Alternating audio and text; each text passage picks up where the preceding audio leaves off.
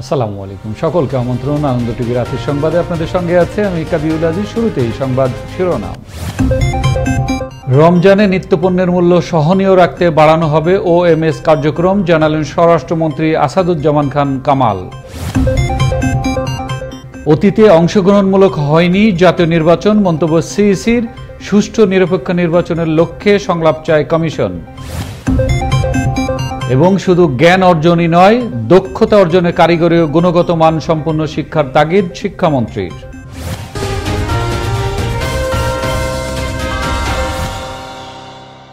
শুনছিলেন সংবাদ শিরোনাম, এবার বিস্তারিত। সংযুক্ত আরব আমিরাতে 6 দিনের সরকারি সফর শেষে দেশে ফিরেছেন প্রধানমন্ত্রী শেখ হাসিনা। প্রধানমন্ত্রী ও তার সফরসঙ্গীদের বহনকারী বাংলাদেশ এয়ারলাইন্সের একটি ভিভিআইপি ফ্লাইট শনিবার রাত 12:10 হযরত শাহজালাল আন্তর্জাতিক বিমানবন্দরের অবতরণ করে। এর আগে স্থানীয় সময় শনিবার বিকেল 5:55 প্রধানমন্ত্রী ও তার সফরসঙ্গীদের নিয়ে আবুধাবি আন্তর্জাতিক বিমানবন্দর ত্যাগ করে ফ্লাইটটি। রমজানে নিত্যপণ্যের মূল্য সহনীয় রাখতে ওএমএস কার্যক্রম বাড়ানো হবে বলে জানিয়েছেন স্বরাষ্ট্রমন্ত্রী আসাদুজ্জামান খান কামাল। রবিবার সচিবালয়ে মন্ত্রিপরিষদ বিভাগের সভাকক্ষে সরকারের শীর্ষ পর্যায়ের জরুরি বৈঠক শেষে তিনি তথ্য জানান। এ সময় মন্ত্রী বলেন, আন্তর্জাতিক বাজারে ভোজ্য তেলের দাম বাড়ায় দেশের বাজারেও এর প্রভাব পড়েছে। এছাড়া রমজানে নিরবচ্ছিন্ন বিদ্যুৎ সরবরাহ ঠিক রাখতে ব্যবস্থা নেওয়া হচ্ছে বলেও জানান স্বরাষ্ট্রমন্ত্রী। স্বরাষ্ট্রমন্ত্রী আসাদুজ্জামান খান কামালের সভাপতিত্বে অনুষ্ঠিত বৈঠকে উপস্থিত ছিলেন কৃষিমন্ত্রী ডক্টর আব্দুর রাজ্জাক, ভূমিমন্ত্রী সাইফুজ্জামান চৌধুরী, বাণিজ্যমন্ত্রী টিপু মুন্সি এবং বিদ্যুৎ, জ্বালানি ও খনিজ সম্পদ প্রতিমন্ত্রী নসরুল হামিদ। আমরা মনে করছি যে এই তেলের দাম সহনীয় পর্যায়ে রাখার জন্য, দাম যেভাবে বাড়ছে আমাদের ক্রেতারা, আমাদের দেশবাসী যেন সহনীয় পর্যায়ে রাখার জন্য আজকে সেই মিটিংটা হয়েছে। আমরা সেই জন্যই সাপ্লাই সোর্স এবং স্টক সোর্স এবং যে কোনো উপায়ে মানে দাম যেন অস্বাভাবিক বৃদ্ধি না হয় সেইটা থেকে আমরা নজর রাখব। শুধু জ্ঞান অর্জনই নয়, এর পাশাপাশি কারিগরি শিক্ষা ও গুণগত মান সম্পন্ন শিক্ষায় দক্ষতা অর্জন করতে হবে বলে মন্তব্য করেছেন শিক্ষামন্ত্রী ডাক্তার দীপুমণি। রবিবার দুপুরে লালমনিরহাটে উত্তর বাংলা কলেজে শতবর্ষ বঙ্গবন্ধু শেখ মুজিবুর রহমানের জন্ম জয়ন্তী উপলক্ষে আয়োজিত এক অনুষ্ঠানে যোগ দিয়ে তিনি এই মন্তব্য করেন। সমাজ কল্যাণ মন্ত্রী নুরুজ্জামান আহমেদের সভাপতিত্বে এতে উপস্থিত ছিলেন জাতীয় বিশ্ববিদ্যালয়ের VC professor doctor Mashiur Rahman ও লালমনিরহাটের জেলা প্রশাসক আবু জাফর সহ অন্যান্যরা। শুধু পরীক্ষা নির্ভর সনদ সর্বস্ব শিক্ষা আর নয়, আমরা চাই আমাদের শিক্ষার্থীরা দক্ষ যোগ্য মানুষ হবে, আনন্দময় শিক্ষা হবে, যে দক্ষতা অর্জন করবে, যে জ্ঞান অর্জন করবে তা প্রয়োগ করতে শিখবে এবং মূল্যবোধ সম্পন্ন মানুষ হয়ে তারা দেশকে এগিয়ে নিয়ে যাবে। সেজন্য এই শিক্ষা ব্যবস্থায় আমূল পরিবর্তন নিয়ে আসবার চেষ্টা করছি। আপনাদের সকলের সর্বাত্মক সহযোগিতা আমরা কামনা করছি। দ্রব্যমূল্যের ঊর্ধ্বগতির প্রতিবাদে 28 মার্চ বাংলাদেশ কমিউনিস্ট পার্টি সিপিবির ডাকা হরতালে বিএনপির সমর্থন প্রত্যাখ্যান করেছে দলটির কেন্দ্রীয় সভাপতি বীর মুক্তিযোদ্ধা কমরেড শাহ আলম। রবিবার চট্টগ্রাম প্রেস ক্লাবের এস রহমান হলে আয়োজিত সংবাদ সম্মেলনে তিনি এই সিদ্ধান্তের কথা জানান। এ সময় দ্রব্যমূল্যের ঊর্ধ্বগতি নিয়ে ক্ষোভ প্রকাশ করে সিপিবির সভাপতি কমরেড শাহ আলম বলেন, সিপিবি কারো ক্ষমতায় যাওয়ার বাহন হতে চায় না। তথ্য সম্প্রচার মন্ত্রী ডক্টর হাসান মাহমুদ বলেছেন, জিয়াউর রহমানের মতো খলনায়ককে নায়ক বানানোর অপচেষ্টা করছে বিএনপি। শনিবার সন্ধ্যায় কক্সবাজারের রামুতে আয়োজিত সপ্তাহব্যাপী বঙ্গবন্ধু উৎসবে প্রধান অতিথির বক্তব্যে তিনি কথা বলেন। তিনি জানান, বঙ্গবন্ধু না হলে স্বাধীনতা বাংলা ভাষায় মা বলার অধিকার থেকে বঞ্চিত হতে হতো আমাদের। কক্সবাজার জেলা আওয়ামী লীগের সহসভাপতি জাফর আলম চৌধুরীর সভাপতিত্বে এতে বিশেষ অতিথি ছিলেন তথ্য সম্প্রচার মন্ত্রণালয় সম্পর্কিত সংসদীয় স্থায়ী কমিটির সদস্য সাইমুমু সারোয়ার কমল সহ অন্যান্যরা। বঙ্গবন্ধুর জন্ম না হলে আমরা আজকে যেই ভাষায় কথা বলি, এই বাংলা ভাষায় কথা বলতে পারতাম কিনা সেটি সন্দেহ আছে। বঙ্গবন্ধুর নেতৃত্বে এই দেশ স্বাধীনতা অর্জন না করত, আজকে আমরা মাকে মা ডাকতে পারতাম না, আজকে আমরা বাবাকে বাবা বলে ডাকতে পারতাম না। আজকে খলনায়ককে নায়ক বানানোর চেষ্টা করা। আকর্ষণীয় মুনাফার প্রলোভন দেখিয়ে গ্রাহকের প্রায় 200 কোটি টাকা হাতিয়ে নেওয়ার অভিযোগে প্রতারণার মূল হোতা ও শাহ সুলতান মাল্টিপারপাস কোঅপারেটিভ সোসাইটির চেয়ারম্যান শাহ আলম সহ 5 জনকে নরসিংদী থেকে গ্রেপ্তার করল র্যাব। রবিবার রাজধানী কাউরান বাজারে র্যাব মিডিয়া সেন্টার আয়োজিত এক সংবাদ সম্মেলনে তথ্য জানান র্যাবের আইন ও গণমাধ্যম শাখার পরিচালক কমান্ডার খন্দকার আল মঈন। র্যাব সদর দপ্তরের গোয়েন্দা শাখা এবং র্যাব 11-র একটি আভিযানিক দল এই শাহ সুলতান এমএলএল কোম্পানি, যাদের আরো 3টি সিস্টার প্রতিষ্ঠান রয়েছে, স্বদেশ প্রপার্টিজ, শাহ সুলতান স্টিল মিল এবং গার্মেন্টস ফ্যাক্টরি, এবং তারা এখানে একটি ল্যান্ড প্রজেক্ট হিসেবেও শাহ সুলতানের নামে একটি তাদের বিজনেস ছিল। এই যে কোম্পানি, এই যে টোটাল যে একটি পর্ষদ, এইখানে চেয়ারম্যানকে আমরা গ্রেফতার করেছি এবং পরিচালনা পর্ষদের আরো 4 জনকে আমরা গ্রেফতার করতে সক্ষম হই। অতীতে নির্বাচন অংশগ্রহণমূলক হয়নি উল্লেখ করে অতীতের নির্বাচন নিয়ে সমালোচনা হয়েছে বলে মন্তব্য করলেন প্রধান নির্বাচন কমিশনার কাজী হাবিবুল আওয়াল।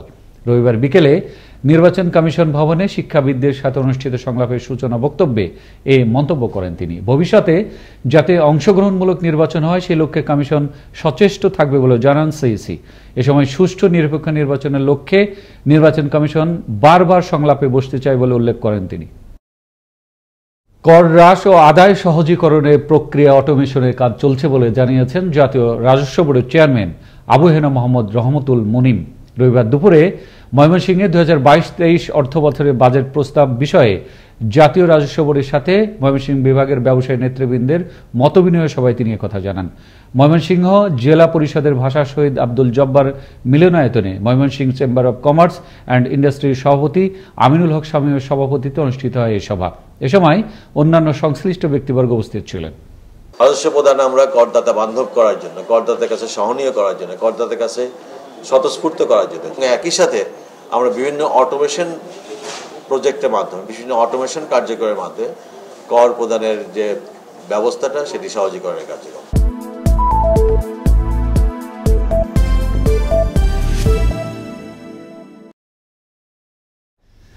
আফ্রিকার কঙ্গোতে একটি দ্রুতগামী ট্রেন লাইনচ্যুত হয়ে মৃত্যু হল অন্তত 60 জনের। নিহতদের মধ্যে 2 শিশু রয়েছে। শনিবার দুর্ঘটনার বিষয়টি নিশ্চিত করে কঙ্গোর রাষ্ট্রীয় ট্রেন কর্তৃপক্ষ। আফ্রিকার কঙ্গোর লুলাবা প্রদেশে শুক্রবার গভীর রাতে ওই ভয়াবহ ট্রেন দুর্ঘটনাটি ঘটে। ধারণ ক্ষমতার চেয়ে অতিরিক্ত যাত্রী এবং মালামাল বহনসহ লাইনের ত্রুটির ফলে ওই এলাকাতে প্রায় দুর্ঘটনা ঘটে। এর আগে গেল অক্টোবরে একই প্রদেশে ট্রেন দুর্ঘটনায় মৃত্যু হয় 9 জনের। ইরাকের আধা স্বায়ত্তশাসিত কুর্দি অঞ্চলের রাজধানী ইরবিলে আঘাত হানল দেশটির বাইরে থেকে ছোড়া 12টি ক্ষেপণাস্ত্র। ক্ষেপণাস্ত্র হামলায় কোনো হতাহতের খবর পাওয়া যায়নি। এখন পর্যন্ত হামলার দায় স্বীকার করেনি কোনো গোষ্ঠী। তবে ইরান থেকে ক্ষেপণাস্ত্র হামলা চালানো হয়েছে বলে দাবি যুক্তরাষ্ট্রের এক কর্মকর্তার। এই ঘটনার পর নিরাপত্তা বাহিনীগুলোকে উচ্চ সতর্ক অবস্থায় রাখা হয় এবং ইরবিল বিমানবন্দরে যাওয়ার পথ বন্ধ করে দেওয়া হয়। এবার খেলার খবর।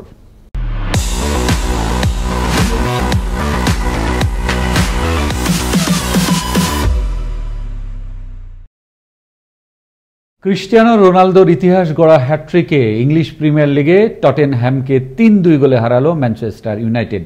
আর এই জয়ে পয়েন্ট টেবিলের শীর্ষ 4-এ জায়গা করে নিল রেড ডেভিলসরা। ম্যাচের 12তম মিনিটে রোনালদোর গোলে এগিয়ে যায় ম্যানচেস্টার ইউনাইটেড। 35তম মিনিটে সমতা ফেরায় অতিথিরা। তবে মাত্র 3 মিনিটের মাথায় আবারও CR7-এর আঘাত। স্যানচোর বাড়ানো বল জালে জড়াতে ভুল করেনি রোনালদো। দ্বিতীয়ার্ধে চাপ অব্যাহত রাখে টটেনহ্যাম। ফলস্বরূপ হ্যারি ম্যাগুইয়ারের আত্মঘাতী গোলে আবারও সমতায় ফেরে টটেনহ্যাম। 81তম মিনিটে আবারও রোনালদো ম্যাজিক। 2008 সালের পর আবারও ম্যান ইউয়ের জার্সির গায়ে হ্যাটট্রিক করেন 37 বছর বয়সী মেগা স্টার, যা তার ক্যারিয়ারের 59তম। ফলে 3-2 গোলের জয় নিয়ে মাঠ ছাড়ে রেড ডেভিলসরা। আবারও দেশের খবর। কক্সবাজারে বিপুল পরিমাণ অবৈধ গোল কাঠ সহ একটি ডাম্পার পিকআপ জব্দ করল বন বিভাগ। শনিবার রাতে কক্সবাজারের ঘোনারপাড় এলাকায় অভিযান চালিয়ে এসব কাঠসহ ডাম্পার পিকআপটি জব্দ করা হয়। ঘটনার সত্যতা নিশ্চিত করেন কক্সবাজার দক্ষিণ বন বিভাগের বিভাগীয় বন কর্মকর্তা সারোয়ার আলম। রবিবার দুপুরে তুচ্ছ ঘটনাকে কেন্দ্র করে ফরিদপুরের সালথার 3 নম্বর ওয়ার্ডের সাবেক ও বর্তমান ইপি সদস্যের সমর্থকদের মধ্যে বাক বিতণ্ডার এক পর্যায়ে ঘটে সংঘর্ষের ঘটনা। এতে আহত হয় উভয় পক্ষের প্রায় 20 জন।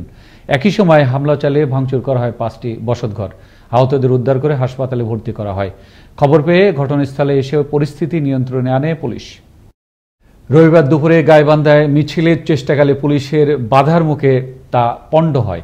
এ সময় জেলা যুবদল ও পুলিশের সাথে ঘটে সংঘর্ষের ঘটনা। পরে বিএনপির জেলা কার্যালয়ের সামনে সমাবেশ করে জেলা যুবদল।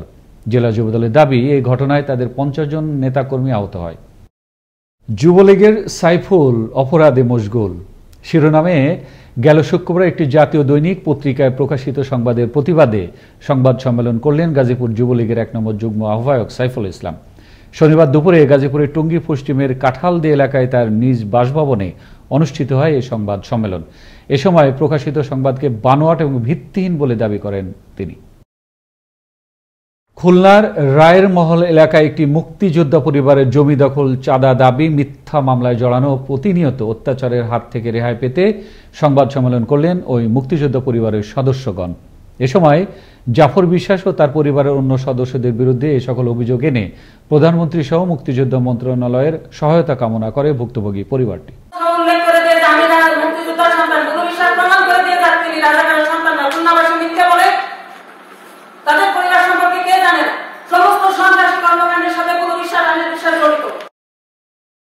রবিবার দুপুরে রাজধানীর ঢাকা রিপোর্টার্স ইউনিটি সাগররুনি মিলনায়তনের রাজধানী পল্লবী থানার SI Tapas, ASI Haridan, ASI Humayun Kabir ও সোর্স ফরমা তারিকের বিরুদ্ধে হত্যাকাণ্ড, শ্লীলতাহানির অভিযোগ এনে সংবাদ সম্মেলন করল ভুক্তভোগী পরিবার। ভুক্তভোগীর অভিযোগ, 16 ফেব্রুয়ারি রাতে তাদের বাসায় গিয়ে তার ভাই ডলারকে বিনা কারণে গ্রেপ্তার করতে চাইলে বাধা দেন তার মা সালমা বেগম। এ সময় এসআই তাপসের ধাক্কায় মৃত্যু হয় বৃদ্ধা সালমা বেগমের। এই ঘটনায় মামলার প্রস্তুতি নিলে এসআই তাপস নারী পুলিশ সদস্য ছাড়াই কলেজ পড়ুয়া দীপা আক্তার ও তার বোন নিপা আক্তারকে শ্লীলতাহানি করে গ্রেপ্তারের পর তাদের নামে মিথ্যা মামলা করে বলেও অভিযোগ ভুক্তভোগীদের। ধাক্কাধুক্কি করে আমার মাকে টেনে নিয়ে যায়। আমার মা সেই সময় যে জ্ঞান হারা, রাত্রে 3টার সময় আমার মা মারা যায়। সেই দিনই আমার বোনকে, আমার ভাইদেরকে সবাইকে নিয়ে গেছে, ওদের উপরেই করছে। আমার বোনকে যে নিয়ে গেছে মহিলা কনস্টেবল কেউ ছিল না। বগুড়ার কাহালুর জয়তুলে গ্রাম উন্নয়ন কমিটির সভাপতি সেকেন্দার আলীকে হত্যার ঘটনায় প্রধান আসামি রাকিব ও জিহাদকে গ্রেপ্তারের দাবিতে মানববন্ধন ও বিক্ষোভ কর্মসূচি পালন করল স্থানীয়রা। রবিবার দুপুরে কর্মসূচি পালিত হয়। এর আগে গেল 2 মার্চ সন্ধ্যায় সেকেন্দার আলীকে কুপিয়ে জখম করে রাকিব বাহিনী। পরে চিকিৎসাধীন অবস্থায় রাজধানীর একটি হাসপাতালে তার মৃত্যু হয়। রবিবার দুপুরে লালমনিরহাটের হাতিবান্ধার মিলন বাজার এলাকায় সড়ক দুর্ঘটনায় মৃত্যু হল আরিফুল ইসলাম নামের এক মোটরসাইকেল আরোহীর।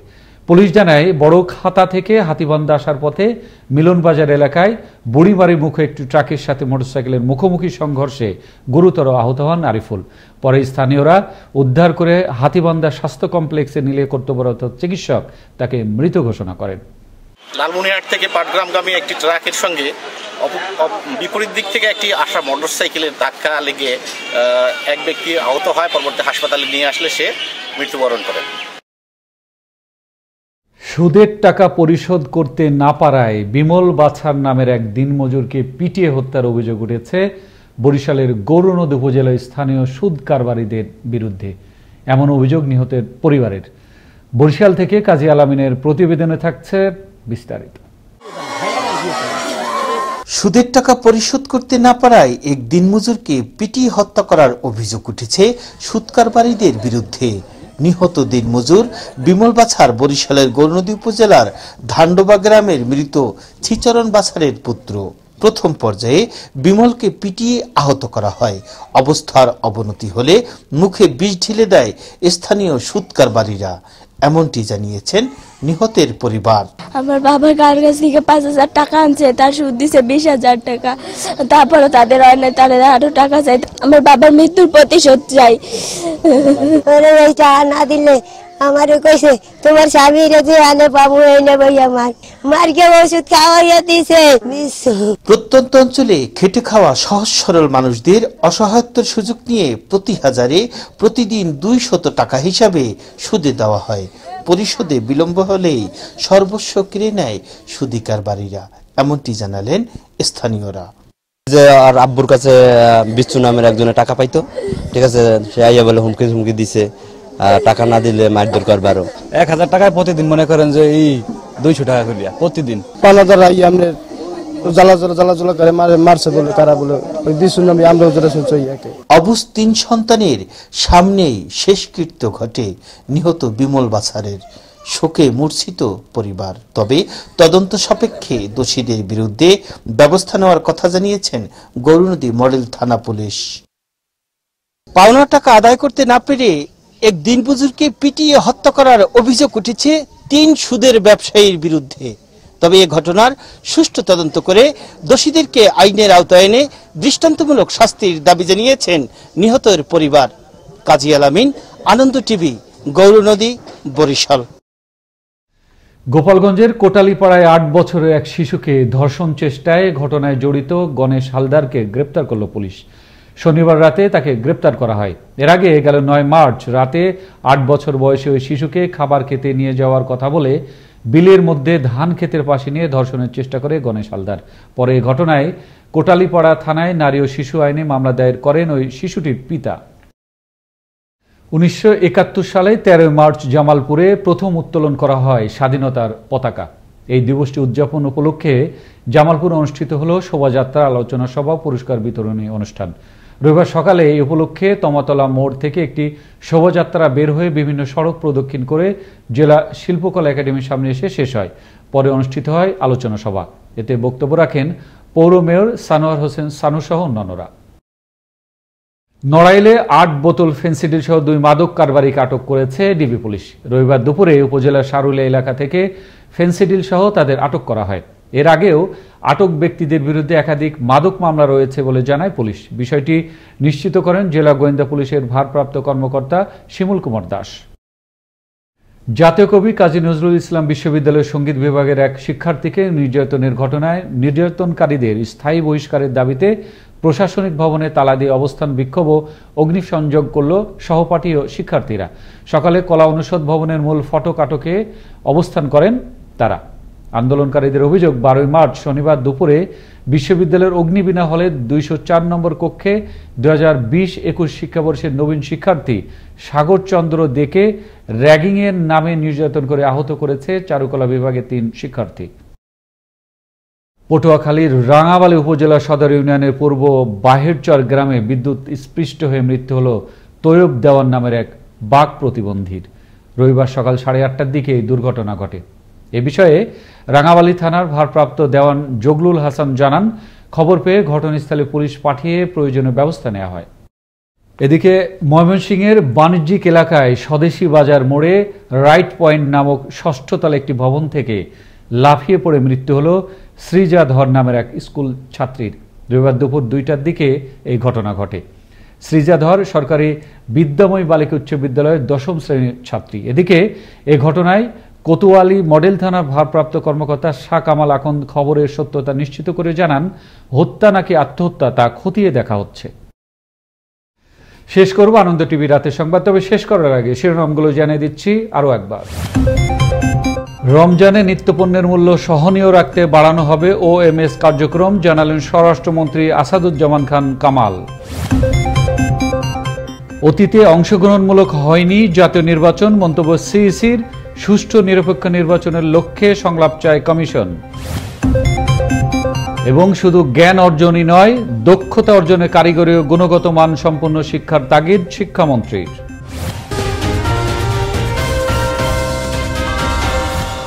দর্শক, এখনকার মতো এই ছিল আনন্দ টিভির রাতের সংবাদে। আনন্দ টিভির সর্বশেষ সংবাদ এবং বিনোদন সবার আগে দেখতে ভিজিট করুন www.facebook.com/anandotv ভিডিও এই পেজে। ধন্যবাদ সকলকে, শুভরাত্রি।